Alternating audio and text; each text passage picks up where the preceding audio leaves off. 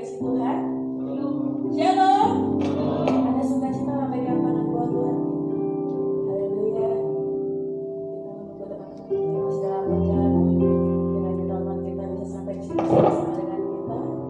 Baik Bapak Ibu yang live streaming di rumah, dimanapun kita berada, sampai kita menyembah Tuhan. Tuhan ada buat kita semua. Haleluya. Mari kita siapkan hati kita di hadapan Tuhan. Oh Tuhan, kami mengucap syukur buat Kau yang Tuhan berikan. Kami bersyukur, kami datang Tuhan, kami tundukkan kepala kami.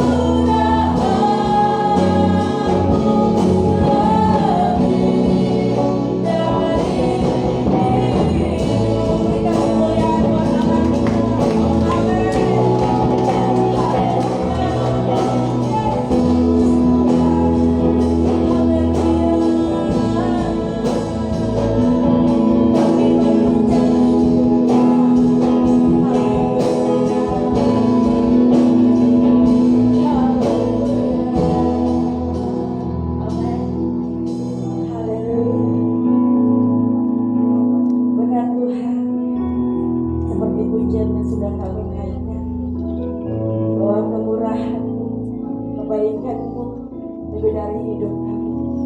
Kami merasakan pertolongan-Mu Tuhan di setiap hidup kami. Begitu kami ada di sini, kami mengucap syukur buat setiap pertolongan Tuhan. Kami menaikkan setiap pujian kami hanya untuk meninggikan nama Tuhan saja. Kami memfokuskan lebih buat Tuhan. Dan hari ini Tuhan, kami bersorak-sorai bagi nama Tuhan Yesus Kristus. Dan siap memuji dan memuliakan nama Tuhan. Mari sama-sama kata. Amin. Coba lihat kanan kirinya. Haleluya. Berikan senyum. Haleluya. Walaupun tutup masker, puji Tuhan terlihat ya dan sukacita. Hal itu bangkit berdiri. Amin, saudaraku. Kita mengangkat pujian Allah sumber kekuatan, karena memang benar kekuatan kita dari Allah. Haleluya. Sambil bertepuk tangan jatuh kita.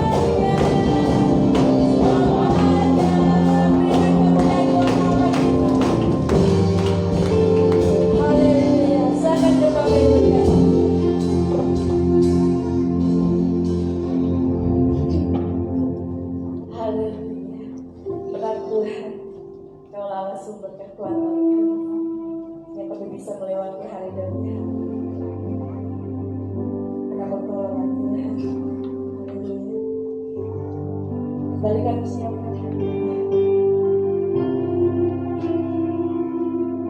firman-Mu Tuhan.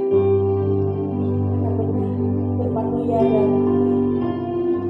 Oh, setiap kami butuh pertolongan Tuhan, kami ingat akan firman. Benar-benar suatu firman. Kami berdoa firman Tuhan. Yang mungkin bagian dari kami bersyukur Tuhan.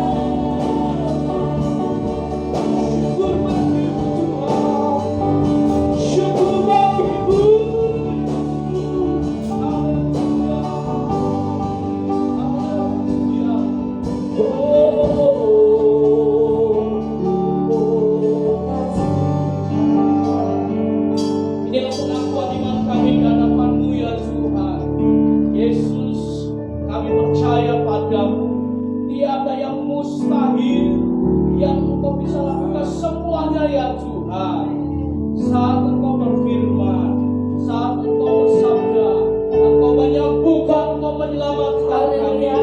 Terima kasih ya Tuhan. Terus beracaralah di dalam ibadah raya hari ini, baik seluruh jemaat yang sudah berkumpul di rumah Tuhan, maupun sebagian mereka juga yang ada di rumah masing-masing mengikuti pada hari ini.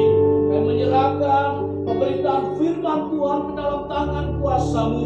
Bekerjalah Roh Kudus tengah-tengah kami. Di dalam nama Tuhan Yesus Kristus kami berdoa. Haleluya. Yang percaya mari kita katakan bersama. Amin. Haleluya. Silakan kembali Bapak Ibu saudara kasih Tuhan. Haleluya. Shalom. Selalu semangat. Yes. Haleluya. Puji Tuhan. Kita bersyukur kepada Tuhan. Dan inilah hari di mana gereja Tuhan bisa kembali merayakan yang disebut dengan Hari Raya Pentakosta. 10 hari setelah Yesus Kristus naik ke surga. Haleluya. Marilah kita akan bersama-sama melihat kembali apa yang firman Tuhan katakan. Dan hari ini pemberitaan firman Tuhan terinspirasi dari Roma pasal yang ke-8. Judul renungan firman Tuhan hari ini, hidup merdeka karena Roh Kudus. Haleluya. Saudara dikasih oleh Tuhan, ada sebuah mobil ya yang mewah, mahal, luar biasa. Namanya mobil Pagani Huayra Tricolori. Diproduksi oleh Italia dan hanya 3 buah saja.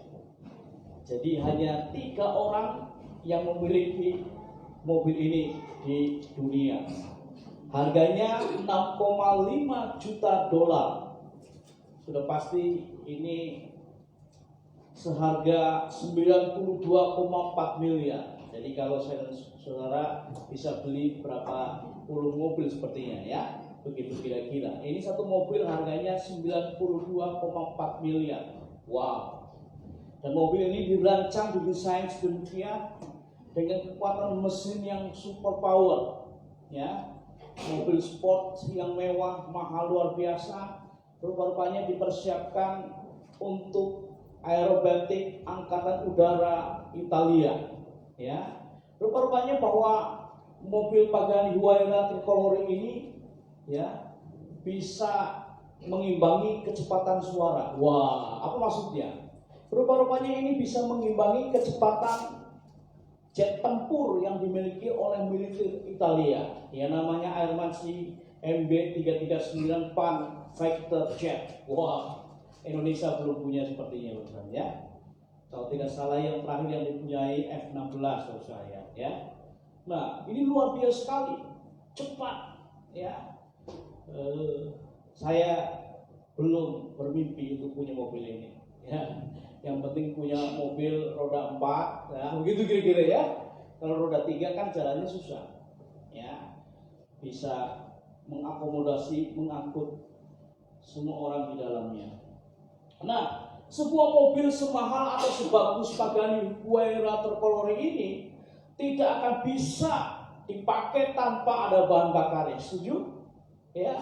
Mau harganya miliaran rupiah pun kalau nggak ada bahan bakarnya nggak bisa jalan. Ya. Nah, saya hari ini bawa yang namanya, ini terkenal ini. Ini viral. Ya, hampir 2 tahun ini viral ini. Ya. Alat elektronik yang namanya termometer inframerah atau infrared termometer, ya, kegunaannya untuk mengecek suhu. Jadi kalau saya tembak Pak Rusdi, Pak Rusdi 37 derajat Celcius, masuk ke ruangan, boleh. Ya, saya tembak Stefanus 42 derajat, nggak boleh masuk. Diperiksa dulu, ya, gitu kira-kira ya.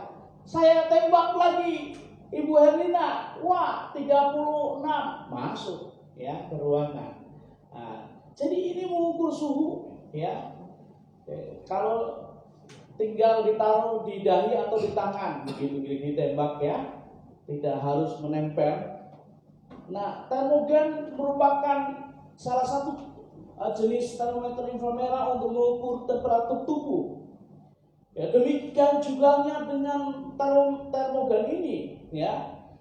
Jika nggak ada baterai di dalamnya, nggak bisa. Seperti hari ini saya memastikan bahwa ini nggak ada baterai sehingga nggak nyala, ya.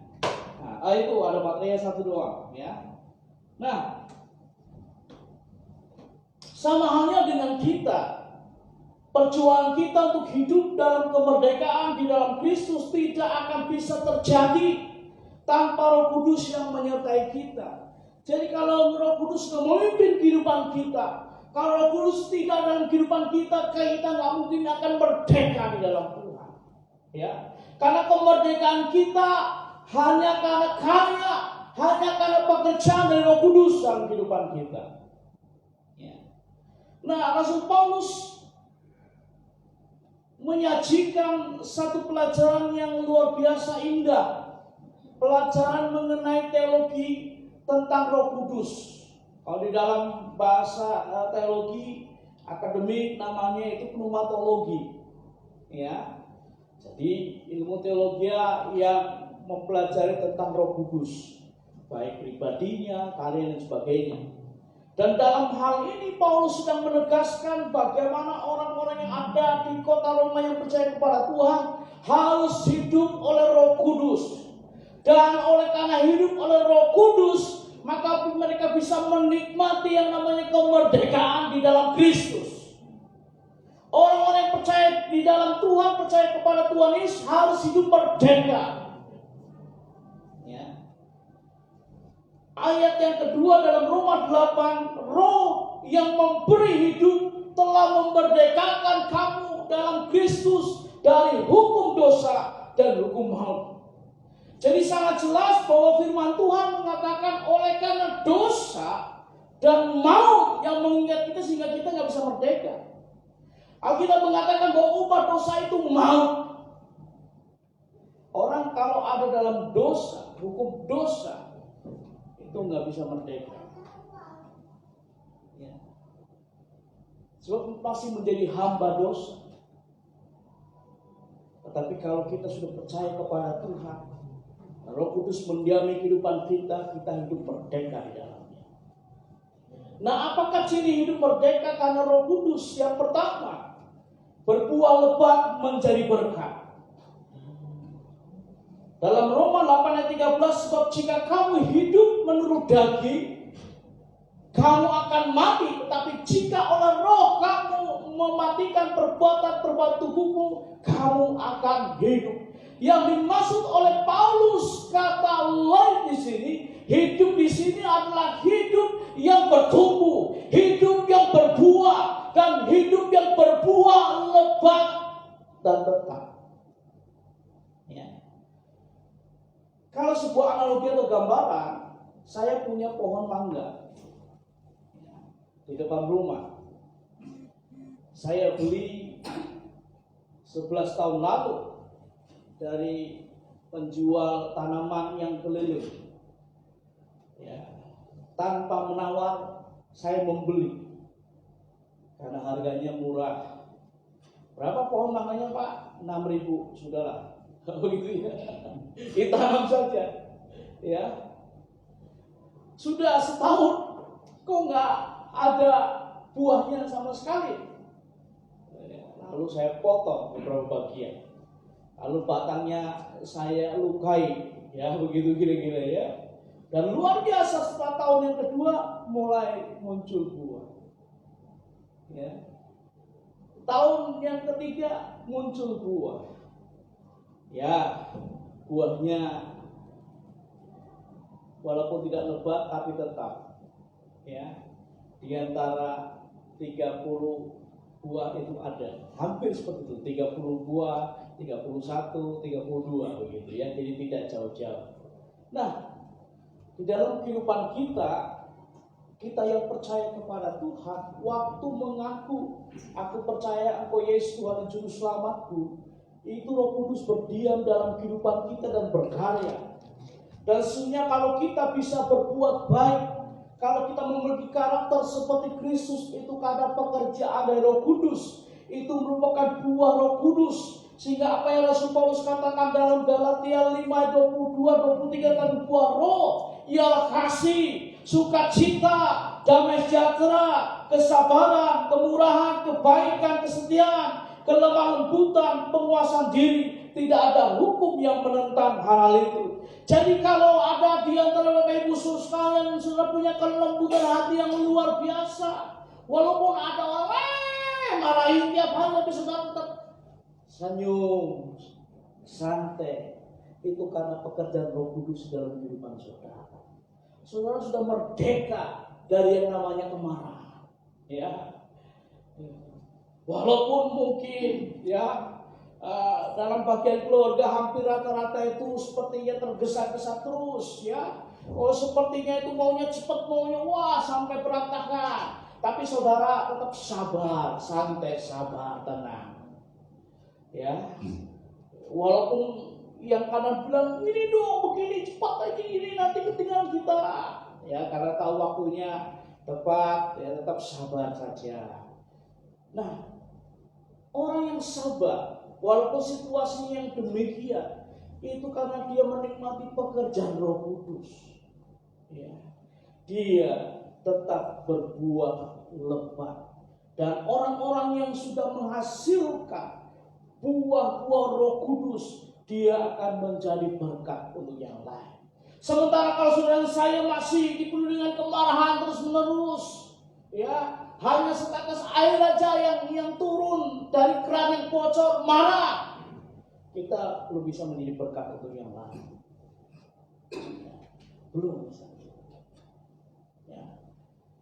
Belum bisa menjadi berkat yang lain.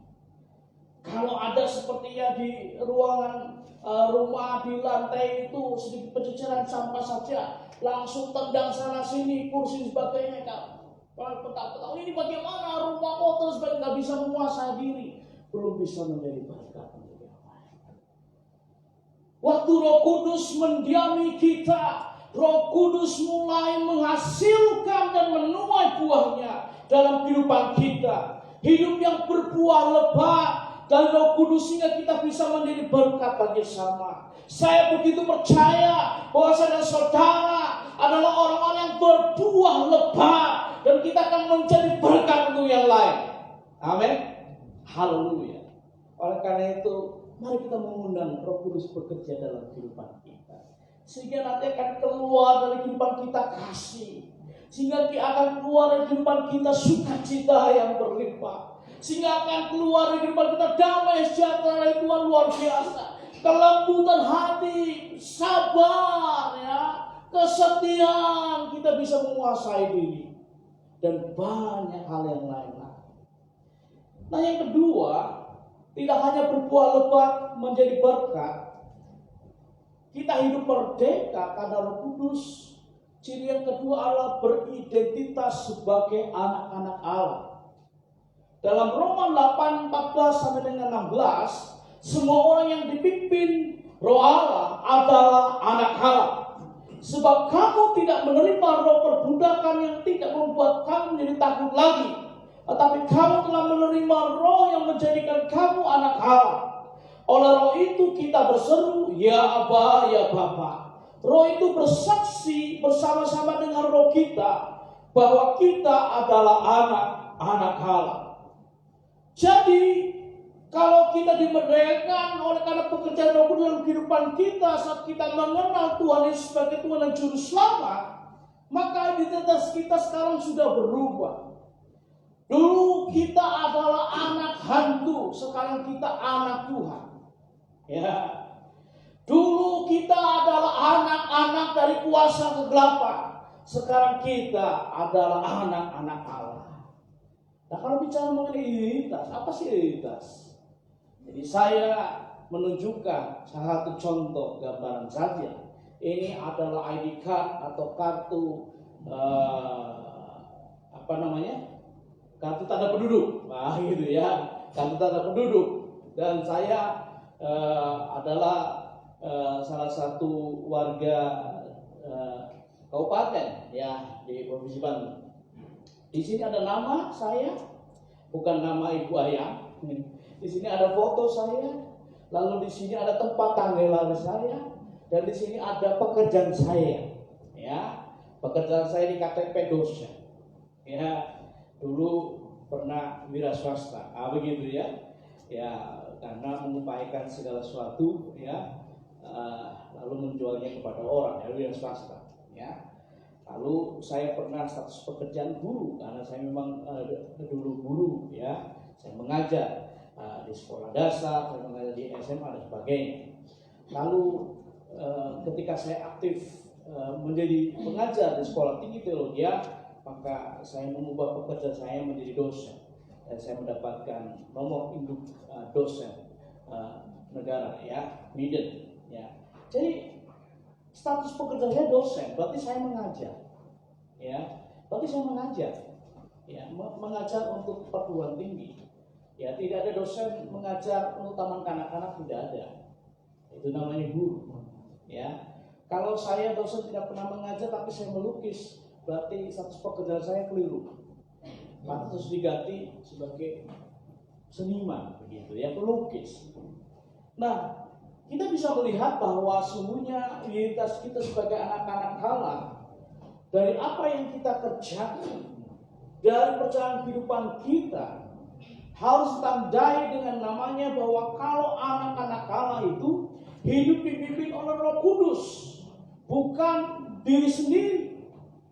Ya, dalam Roma 8:14, kalau saya adalah seorang dosen, berarti pekerjaan saya ditentukan oleh pimpinan saya. Ya, saya punya pimpinan di sekolah tinggi teologi. Kalau ada keputusan dari pimpinan saya, maka saya harus mematuhi. Saya mengikuti, ya. Kalau saya ditugaskan untuk mengajar di Sulawesi Utara, saya akan berangkat dengan surat tugas yang ada, saya terbang ke sana mengajar. Kalau saya diutus dan saya diberikan mandat untuk bekerja mengajar di Jawa Tengah, saya akan pergi ke sana. Kalau Roh Kudus memimpin kehidupan kita, pasti Roh Kudus tidak akan menyesatkan dalam kehidupan kita. Oleh karena itu saya ingin mengajak kita semua, wahai anak-anak Allah, yuk hidup kita hanya dipimpin oleh Roh Allah, hanya dipimpin oleh Roh Kudus. Tidak dipimpin oleh pikiran kita sendiri, tidak dipimpin oleh mungkin akal budi, kepikiran orang lain dalam kehidupan kita. Manusia bisa menyesatkan, tetapi kalau Tuhan tidak akan pernah menyesatkan dalam kehidupan kita. Kita tidak takut lagi karena Roh Kudus melainkan berani menghadapi kenyataan hidup ini. Dalam Roma 8:15, Roh Kudus memberikan keberanian untuk kita menghadapi realita kehidupan. Kita adalah orang-orang yang pemenang, bukan pecundang. Kita adalah orang-orang yang pemberani, bukan orang-orang yang penakut. Hadapilah apapun kenyataan hidup ini. Kalau kenyataan hidup ini adalah pahit, nikmatilah kepahitan itu. Ya, kalau hidup ini dipenuhi dengan sakit penyakit, hadapilah, dan bersama dengan Tuhan hadapilah. Ya, kalau hidup ini dipenuhi dengan kekhawatiran, kekurangan, hadapi saja bersama dengan Tuhan. Nggak usah lari dari kenyataan hidup ini, sebab Tuhan melalui Roh Kudusnya diutus untuk menyertai saudara saya.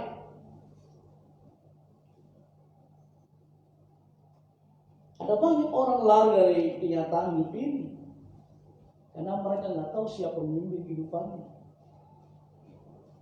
Dan pada akhirnya mereka tahu bahwa selama ini kenapa saya lari dari kehidupan ini, oleh karena diri saya memimpin. Saya berpikir bahwa saya bisa melakukan segala-galanya. Oh no, tidak. Tidak. Saudara dan saya membutuhkan Roh Kudus yang diutus oleh Bapa untuk menolong kita, untuk membantu kita, untuk mendampingi kita. Sehebat-hebatnya manusia di muka bumi ini, lebih hebat kuasa Roh Kudus. Haleluya, terpujilah nama Tuhan. Yang ketiga, ciri hidup merdeka karena Roh Kudus bukan hanya bahwa saya dan saudara adalah orang-orang yang berbuah lebat lalu bisa menjadi berkat, dan kita punya identitas sebagai anak-anak Allah. Yang ketiga adalah bertekun dalam doa. Apa yang dikatakan dalam Roma 8 ayat 26 dan 27, demikian juga Roh membantu kita dalam kelemahan kita. Sebab kita tidak tahu bagaimana sebenarnya harus berdoa, tetapi Roh sendiri berdoa untuk kita kepada Allah dengan keluhan-keluhan yang tidak terucapkan. Dan Allah yang memiliki hati nurani mengetahui maksud Roh itu, yaitu bahwa Ia dengan kehendak Allah berdoa untuk orang-orang kudus. Paulus sedang berbicara mengenai sesuatu yang sangat simpel, praktis di dalam kehidupan orang Kristen, orang-orang yang percaya kepada Kristus Yesus Tuhan dan Juru Selamat, adalah bahwa doa harus menjadi gaya hidup dalam kehidupannya. Saudara dan saya pasti setuju, pada waktu hidup kita baik-baik saja, lancar saja, ya. Buat para mahasiswa seperti kiriman uang saku dari orang tuanya tetap, bahkan ada bonus-bonus, dia berdoanya ringan. Tuhan terima kasih, hari ini papa mamaku kirim uang cukup banyak, saya bisa makan enak lagi. Wah gitu ya. Kalau ada ibu-ibu yang suaminya setor uang lebih, bahkan ada bonus-bonus, wah memasaknya bisa lebih enak dan sebagainya, doanya akan lebih enak sepertinya ya. Oh terima kasih Tuhan, berkati suamiku yang terganteng di muka bumi ini, tidak ada duanya dia ya. Tuhan berkati dia, terima kasih buat keuangan ya, sehingga dapurku tetap ngebul terus ya. Atau bagaimana dengan situasi pada waktu menghadapi tantangan dalam kehidupannya, bagaimana situasi pada waktu keluarga sedang kekurangan. Apakah kita bisa berdoa dengan baik, berdoa dengan tenang? Acap kali kalau mau jujur agak susah. Jangankan ada masalah, waktu kita mau doa dengan tenang, anak kecil kita teriak-teriak mama, pun tidak bisa. Ya, seperti itu ya, tidak bisa. Bahkan Alkitab menyatakan, acap kali ketika kita sedang menghadapi satu permasalahan kehidupan kita, seperti tidak bisa terucap kata-kata dari mulut kita untuk berdoa. Dan pada saat itulah Roh Kudus membantu kehidupan kita. Roh Kudus membantu di dalam doa-doa kita. Yang terpenting adalah kita hidup merdeka karena Roh Kudus. Doa sudah menjadi gaya hidup kita. Sekalipun saat menghadapi permasalahan cukup berat, sehingga hanya tetesan air mata yang keluar dan tidak terucap kata-kata kepada Allah, tetapi Allah mengerti bahasa doa saudara, dan Roh Kudus membantu kelemahan kita untuk berdoa. Yang terpenting, apa yang Paulus katakan dalam Kolose 4 ayat 2, bertekunlah dalam doa, dan dalam pada itu berjaga-jagalah sambil mengucap syukur. Ada campur tangan Roh Kudus saat kita kesulitan berdoa. Pada waktu saya pertama kali baru percaya kepada Tuhan, dan saya tinggal di pastori. Pastori itu adalah rumah pendeta yang sekaligus memang sebagai rumah tempat ibadah. Dan saya belajar untuk berdoa. Ya, saya ikut doa malam. Bapak kami di surga malam hari, amin ya besok pagi. Bapak Ibu tahu. Jadi saya ketiduran. Lalu orang tua rohani saya atau gembala saya bilang, kenapa mau belajar lagi? Besok saya mau lagi. Bapak kami di surga, terima kasih buat kebaikanmu, cukup panjang dan sebagainya. Aminnya masih besok pagi lagi. Artinya saya ketiduran. Tapi saya belajar terus, akhirnya bisa doa malam itu tutup dengan baik. Ya. Nah, dalam situasi kondisi apapun juga Roh Kudus itu campur tangan. Saat kita kesulitan menyampaikan doa permohonan kepada Tuhan sekalipun. Bahkan apa yang dikatakan dalam Roma 8:27, Roh Kudus memohon kepada Bapa untuk keperluan kita sesuai kehendak Allah.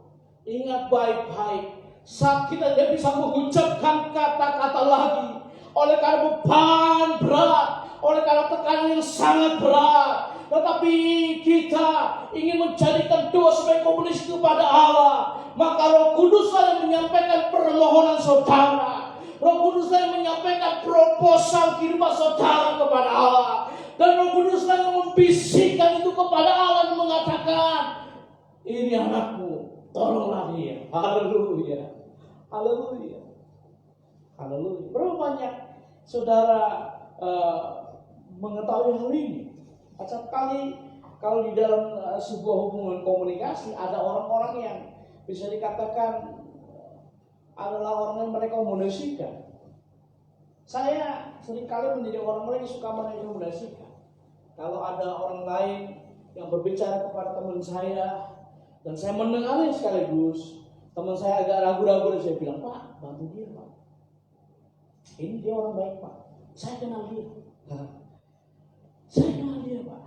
Waktu orang itu bilang, Om, apakah bisa bantu saya begini-begini karena saya situasi perusahaan saya begini-begini. Dan saya mendengar langsung karena itu percakapan ada kami bertiga ya. Lalu orang itu pergi ya dengan teman saya berjanji, oke, nanti saya pertimbangkan. Teman saya ini yang dipanggil sebagai Om, saya lihat ragu-ragu mukanya. Aduh, bantu nggak ya? Tanpa saya diminta rekomendasi mengatakan, Pak, bantu dia, Pak. Saya kenal dia orang baik, dia orang jujur. Bantu dia, Pak. Yang saya ingin katakan Roh Kudus akan menolong kita dalam hal itu. Ya. Memang Allah tidak pernah ragu-ragu untuk memberkati kita. Tetapi Allah menguatkan dan meneguhkan. Saat kita tidak bisa menyampaikan dengan bahasa doa kita, Dia menyampaikannya kepada Allah. Luar biasa, Roh Kudus bekerja dalam kehidupan kita. Oleh karena itu mari kita nikmati hidup merdeka karena Roh Kudus. Mari kita nikmati hidup merdeka Roh Kudus. Jangan pernah berhenti untuk berbuah. Terus berbuah lebat untuk menjadi berkat. Amin. Jaga baik-baik identitas kehidupan kita, bahwa kita adalah anak-anak Allah. Dan doa harus kita lakukan dengan tekun. Lakukan terus dalam kehidupan kita. Sebab hidup kita akan merdeka kalau kita bertekun dalam doa. Tuhan memberkati saudara saya. Mari kita datang kepada Tuhan. Haleluya, haleluya. Oh, terpujilah nama Tuhan. Terpujilah nama Tuhan. Terima kasih Tuhan. Haleluya, haleluya, haleluya, haleluya, syukur Tuhan. Oh, haleluya. Saya mengundang Bapak Ibu sekalian bisa berdiri di dalam hadirat Tuhan. Sementara yang di rumah juga bisa untuk berdiri. Haleluya, haleluya, haleluya. Firman Tuhan hari ini disampaikan bahwa kita hidup merdeka karena Roh Kudus. Dengan ciri kita akan berbuah lebat menjadi berkat. Saudara saya punya kita sebagai anak-anak Allah. Dan kita akan bertekun dalam doa. Haleluya, haleluya, haleluya, haleluya, haleluya, haleluya, haleluya. Mari rindukan Roh Kudus memenuhi kehidupan kita, sehingga kita bisa menyembah Tuhan. Haleluya. Terima kasih.